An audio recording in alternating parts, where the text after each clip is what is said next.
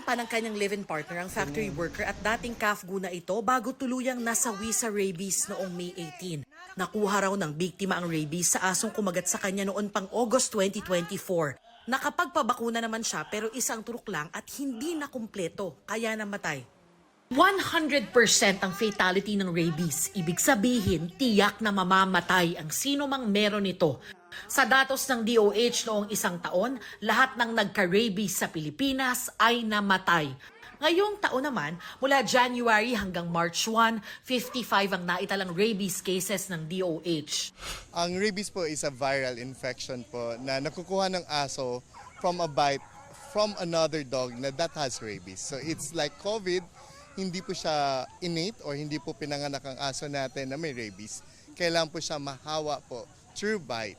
Malilipat sa tao ang virus kung makagat, madilaan o makalmot ka ng hayop na may rabies.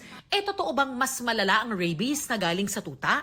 It's not true po. It's not true po. Wala pong science. Kung ang nanay po ng aso natin is bakunado at yung matuta po are never exposed to another dog or cat that has rabies, it's safe to say po na maliit ang chances na magkakaroon siya ng rabies. Ayon sa WHO o World Health Organization, 40% ng mga namamatay si rabies, edad 14 pababa. 79% ng human rabies cases ay dahil sa mga kagat at kalmot ng aso. Kaya anumang kagat o kalmot kahit paalaga ang may gawa, hindi dapat binabaliwala. Sabi ng WHO, ang incubation ng rabies ay pwedeng umabot ng hanggang 1 taon. Kaya pwedeng ganyan din katagal bago makaramdam ng sintomas ang taong na-infect ng rabies. Mas kilalang sintomas ng rabies ay takot sa tubig, hyperactivity at hallucinations.